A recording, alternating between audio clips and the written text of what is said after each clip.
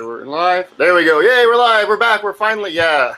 Yeah, Google. Damn gremlins. Yeah, I'd love to blame it on them. They're so cute and evil. But we were talking about Kyle right before the Google shut down. Probably my fault, but I'm gonna blame Google. What did you think of Kyle or his ability to lower the cost of lanterns? I mean, if you're maybe running in a draft, it might be okay, but like competitive wise, I don't really see it doing too much. But yeah, definitely a draft. It could spotlight. What's a common so he could qualify for some Little Cup teams? Yeah, maybe a Little Cup. Yeah, because Little Cup, making everything a little bit cheaper and would definitely work out. Yeah, there's some lanterns with some really good abilities. So if you focused around a specific color. Ooh. I had one more thing I wanted to talk about, and this was the uncommon purple worm from Dungeons and Dragons. Have y'all really looked at that guy at all? Oh yeah. We played against it when we went to the Midwest Open. So it is getting some love. That's cool. I thought it was underappreciated. It was featured on camera, I think, at a Worlds video too. Really?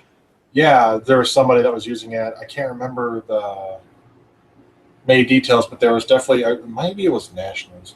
But yeah, I used to watch the regionals and the Worlds, or the Nationals and the Worlds on loop on YouTube on playlists when I was first trying to get in the game and learn what's good and not. Purple Worm definitely popped up at least once somewhere on there. 7 crossed, overcrush, 5 attack, 6 attack, 8 attack. When assigned to attack, knock out a character, either players, then deal damage to your opponent equal that character's level. Yeah, it could definitely wreck. You attack with that, knock out their biggest obstacle, deal damage to them after that. Then overcrush? Overcrush, yeah.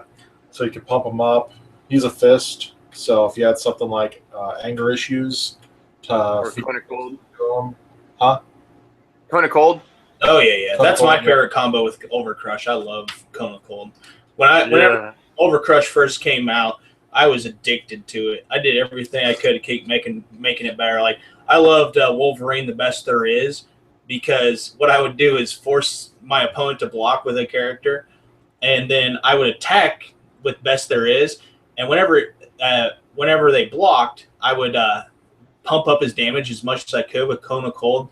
So I would pump him up to like say 12 or 14 or so, and then what his ability is whenever he does damage to a character, he doubles the damage.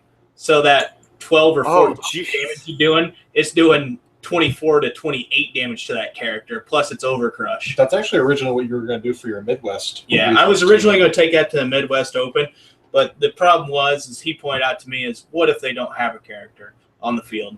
Or what if they just get really, really techy and they just blue eyes to knock out their field before? Yeah. So Weapon 10 ended up being a better option, but I still like the best there is. I mean, it's funny just seeing them double. But yeah, Purple Worm, he generally fits into any sort of Overcrush setup with Cone of Cold, anything that forces him to block, like the Goblin Attack Force Global or even the Ultron Drones Global. And adding in the fact that you could just knock something out straight up before the combat even happens is pretty good. Mm-hmm. I didn't even think about the Ultron drones. They're fists too. Yeah, they're also fists, and you can force their character to specifically block Purple Worm. So if you're attacking with a bunch of characters, then you can go KO that, force that one to specifically block Purple Worm, then do the Overcrush and the extra damage. Mm-hmm. Yeah. You got me thinking when you're talking about that Wolverine. Isn't there that Wolverine that is a future past Wolverine that can attack characters directly? If you gave him Overcrush, would that still go over the opponent? Yeah. I see what you're saying. Yeah. The Super Uncanny Rare X-Men promo. The Super Rare. No. The Uncanny X-Men promo. You're talking about the one that attacks directly, right? Knucklehead? No. Outlaw or Wanted or On the Run or something. He's the promo. It's got the cover from Days of Future Past with everybody dead. Yeah. Oh. Like Wanted, I think it is. I guess I don't even remember the effect. No. Remember, you can attack any character. Oh, yeah. You can attack a character. Because we were wondering, is like, does that even mean you can attack your own character? That's what we were wondering. Yeah, that's one thing I was wondering about because it says you can attack any character. One thing I was wondering about that was if I can attack any character, can I attack characters on my side of the board? Like, say if I was to like take that and run it into my Jocasta and pump it up with Cone of Cold, and so I do a whole bunch of damage to my own Jocasta and then just throw it over at my opponent. I think the trick is, I don't know if Cone of Cold works because it says blocked character. Yeah. But if you're attacking that character, does that character count as blocking? I don't know. It's a question for the WizKids rules forum, definitely. It'll never get answered, so don't bother. It'll be answered several months down the line when it would never matter. 2 years and then, later. and then it works and the price shoots up on it. So get them now, and then if they rule it that way, you'll be sitting on some money. Yeah. I think whenever somebody mentions Wolverine promos, I want to go on a little bit of a rant here. Whenever somebody Go for it. Wolverine promos, I think of God. What is his name?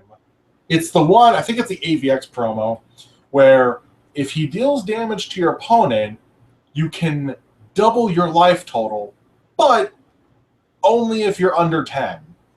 Yeah. The Wolverine promo, yeah. So I'm sitting here saying, first of all, you've got a life cap, or no, it can't increase your life total above 10. Yeah.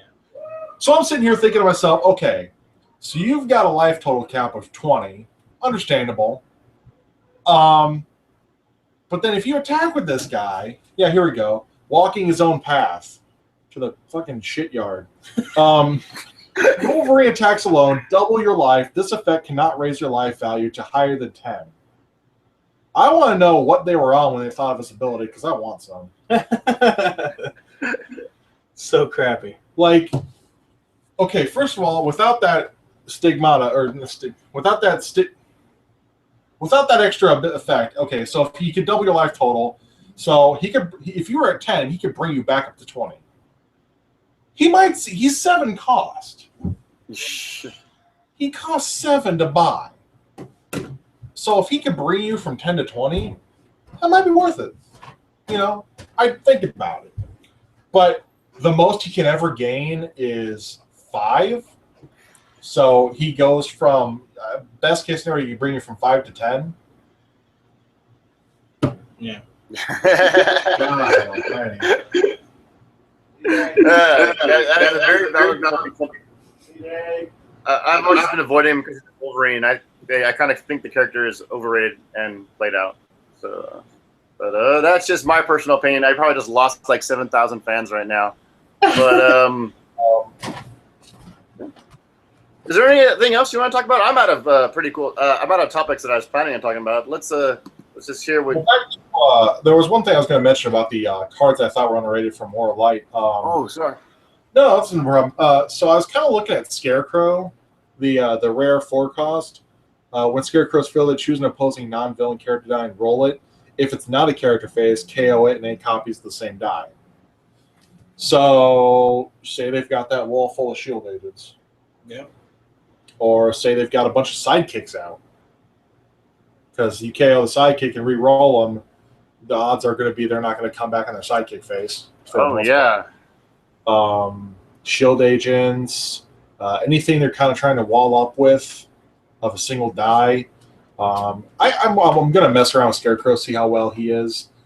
He's a filling cost of 1 on each of his faces, so he's really not that bad to bring out. And he's a mask. So Scarecrow plus Raven. And it's kind of spooky themed. He's a Yellow Lantern. He's a Scarecrow. And a Very mask. Halloween. Yeah. There's definitely going to be some testing here with this going on my end. Stats aren't too bad. He's a 1-3, a 2-4, and a 3-5. Yeah, that's actually. Oh wow, it's actually the identical stat line of Raven. Then it's fate. You have to play those two together. Except Raven costs 0 on her level 1 phase instead of 1. But aside from that, wow, yeah, it's the same stat line. Anyway, but yeah, maybe I don't know, maybe throw the Ant-Man Global in there, switch their attack and defense. Might work with that too. Oh, I believe you had a question about Copper Dragon. Yes. I love that dragon. That was one of my favorite dragons in D&D. I love that set, and I just don't think the dragons in general are getting any love. But you had specifically mentioned a Copper Dragon deck that played similar to a different deck that just required a little bit more fists to get going. So I was curious about that. Yeah, so Phoenix Fastball, as I like to call it. Nobody was running the Phoenix cards from the EVX promo set, the Phoenix Force, and it was ruled that that's their official affiliation is Phoenix Force. So what Josh actually came up to me one day with when they first spoiled the card Infiltrate. Very first day Of spoiled Infiltrate, Josh came up to me and was like, so can you give somebody Phoenix Force and double their attack with the Colossus Global? And I'm just like, yeah, you could. So he's looking through cards and he's like, Wolverine Weapon X, or formerly Weapon 10. Weapon X, Weapon 10. I don't know why they said 10 instead of X. I know X is the Roman numeral for 10, so they're not wrong, but in the comics is Weapon X. Anyway, so formerly Weapon 10. And so in the comics, whenever Colossus throws Wolverine, it's the fastball special. Well, this is Phoenix adding, so I just called it Phoenix Fastball. And that actually got featured by JT Homash, the Canadian Nationals winner. That got featured at Gen Con where he went undefeated with that. He then pointed out that basically every global that you're bringing, your opponent can use, obviously. So pretty much the entire strategy can be used by your opponent. They can buy your Infiltrate on turn 1 with the Red Dragon Global. They can buy a 4-cost beater if they have one. And then they can go off with the Global. The team would either use Relentless, use Mask to make your opponent's stuff unblockable, or it would use Slifer and Bolts to ping them off, to ping off whatever your opponent had to block with, because this team could literally kill you on their third turn if they went first. And you would just have nothing out. The only thing I could think of at the time that could stop it would be maybe the Storm Global, because you could use the Uncanny X-Men Storm Global to redirect who the Infiltrate was going to be targeting. Mm-hmm. So there was that. And it does take a lot of energy to set up because you got to have the 2 fists for the Colossus Global. You have to have the energy to field Wolverine. You have to have the energy to spend on if you need to ping them off or relentless them. You have to roll the action face on the Infiltrate. You got to have another fist for Doom Caliber Knight. That way, if they have distraction, you can get him through without them distracting him. So definitely a lot kind of had to go into that, but it could kill you. And then somebody eventually went, okay, well, what else you could do is instead of Weapon X, you could use the Copper Dragon, the only 4-cost Copper Dragon, and because his defensive stats were so high, what you would do is you would use Infiltrate on the Copper Dragon, give him an additional +3 defense from Infiltrate, then you would use the Ant-Man Global to switch the attack and defense because it was ruled that the defense boost, because it was just a one-time application from the defense on the Infiltrate, would switch with the Ant-Man Global. So you'd switch the attack and defense there. Then he'd have a huge attack. Then when you attacked, you would pay for his breath weapon, which would ping off all their sidekicks or one defense characters blocking. Then he would most likely get through and kill them with that in the Colossus Global. That's cool. Like my biggest thing was like when we went to Midwest Open, there was a lot of people running the Infiltrate combo, and when I went up against them, I was happy to go against them because I was running Weapon 10. So if I went first, I was going to win. I could just do exactly what they were doing. One of my problems that I ran into was one Infiltrate combo I went up against, which I knew it was out there. I just didn't know if anybody was actually going to run it, but was against a really awesome guy named Dan Stegner. He ended up topping in the Midwest Open as well. I ended up playing against him, and he was running the Infiltrate along with Patch, the one that if Avenger doubles their attack. So he would turn Patch into an Avenger, flip his attack and defense, and then and by him doing that with the Patch instead of running the Colossus, that made it so I wouldn't be able to take advantage of the Colossus. Only he got the advantage of it. Kind of cut out the middleman. Yeah, so only he got the doubling from the Patch. So that was a really good idea on his part instead of going the whole Colossus route, and saved a whole bunch of energy by doing that. Because there was a combo I thought of where you could use Patch, you could use the uncommon Shield Helicarrier to give somebody the Avengers affiliation and +4 attack, and then on a burst or double burst, they couldn't be blocked by a villain. I was going to use one of the villain globals to make all their stuff a villain and attack directly and then kill them with Patch. Well, eventually somebody was just like, well, Patch is a decent defense. Just give Patch the Avengers affiliation with the Infiltrate, and now he's got a bigger defense. Swap Fat Man, attack. There you go. And I was like, yeah, that works.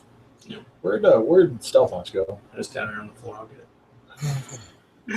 get it. Isn't Patch 5 defense max, if I remember correctly? I think so, yeah. That sounds about right. So that's 8 damage of 16 damage if I wreck your face. Yeah. And they took a damage if you use the Red Dragon Global to buy the Infiltrate. Yeah. Oh yeah. Yeah. Took 17 off the bat. Oh, that's pretty snazzy right away, because that's some pretty fastness right there.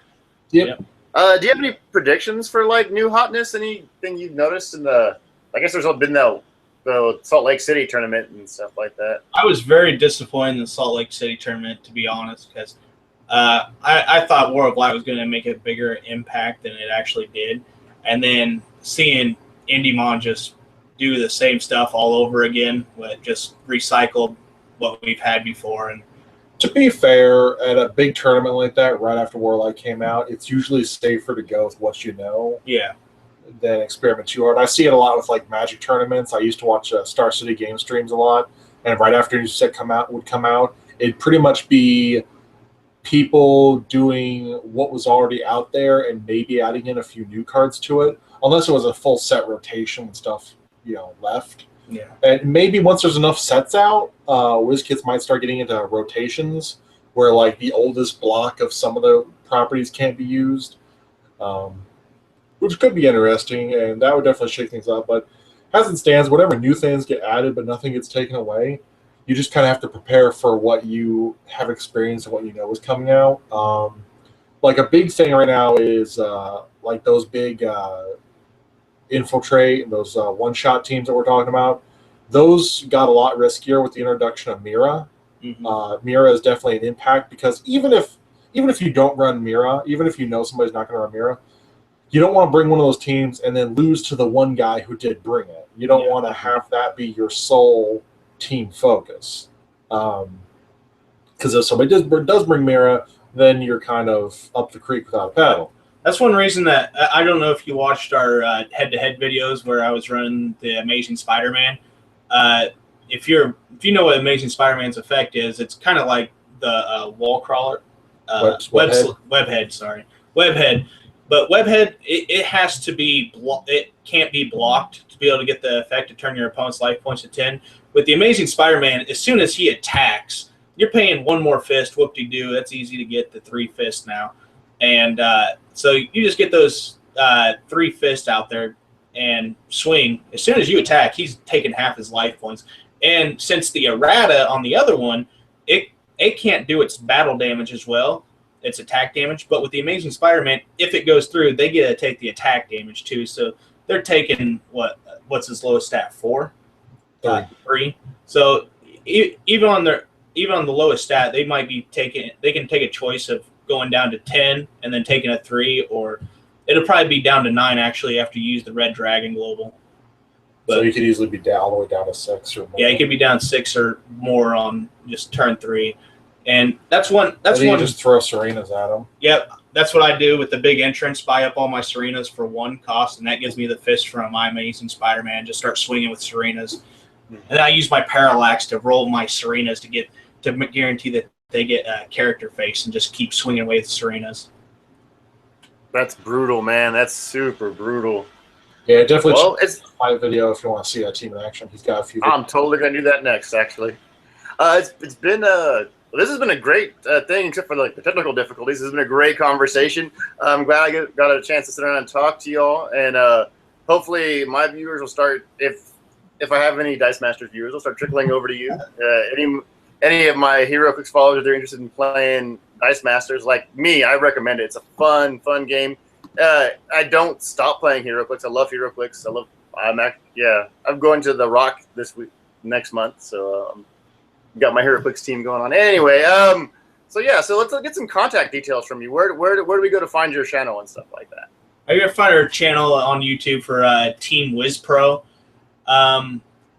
Basically, if you want to get a hold of me, I think most people know who I am because I'm pretty much on the Dice Masters face groups about at least 18 hours a day almost, it seems like. I mean, how long are you conscious? About the 6 hours I sleep, that's the time that I'm not on the Facebook groups. That's about it. So the rest of the day, you could probably get a hold of me pretty easily.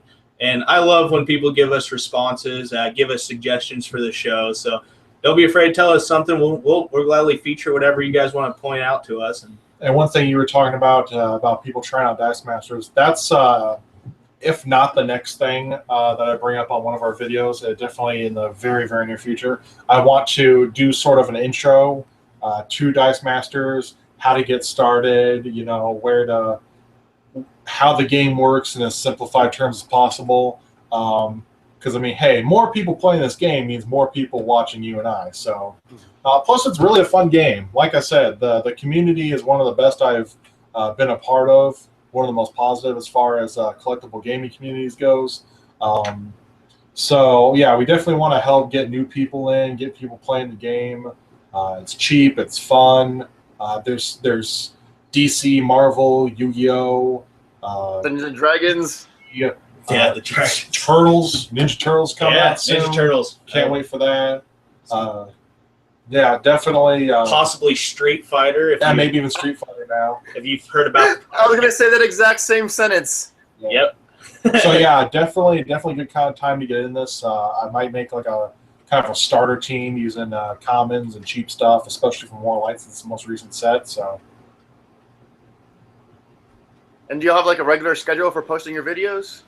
We try to do it on weekends, Saturday or Sunday, because for me to come up to record the video, I live almost nearly an hour away from where we record the videos. So I'll come up here and we'll stay up on Saturday or Sunday night until probably 11 o'clock. And then I have to drive home about an hour away, get to sleep about 12:30, and then wake up about 4:30 for work. So you're really your stalkers right now. Yeah, we put a lot of work into this show. I write down every topic that I come up with, and then after I create a show list, like if you see on my shows, I usually have a Batman book or some kind of notepad, and going through speech classes and all that, I've always done little jotting notes of knowing what topics we're going to talk about. So whenever I do that, I'll write them out and then pass it off to him to approve it. And behind the scenes, usually.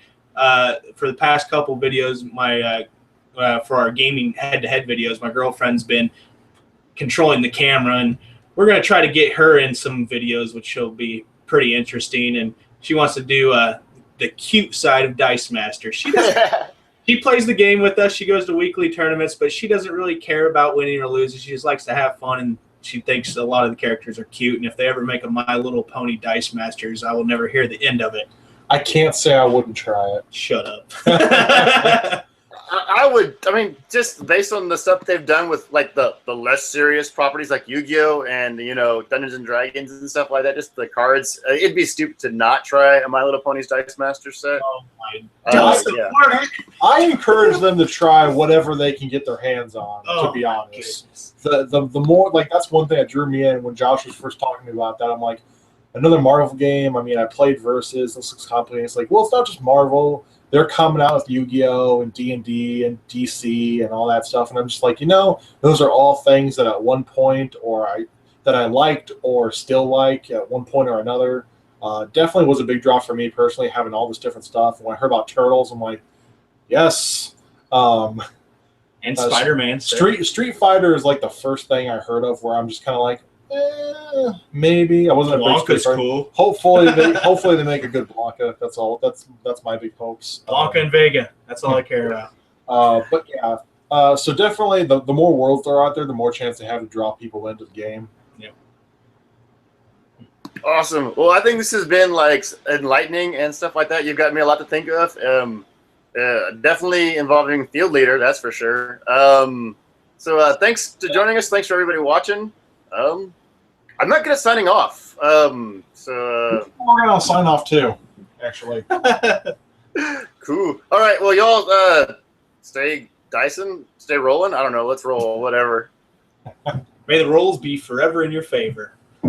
Yes, that's cool. Because nobody's ever ripped off Hunger Games before. Sorry, I'm not a 14-year-old girl. I'm not familiar with that franchise. No, Maybe I'll learn it when they make Hunger Games Dice Masters. Apparently, Rob Zombie is not doesn't know anything about Hunger Games either because he's making a movie that is Hunger Games, basically. Let's not be too hard on Hunger Games. I mean, you know, the first time somebody told me Hunger Games, I'm like, wait, that's not how you say Battle Royale. Yeah, we could talk for hours about this, but I got to go to bed because I'm old. So I'll catch you on the flip side, yo. Yep, definitely. See you later.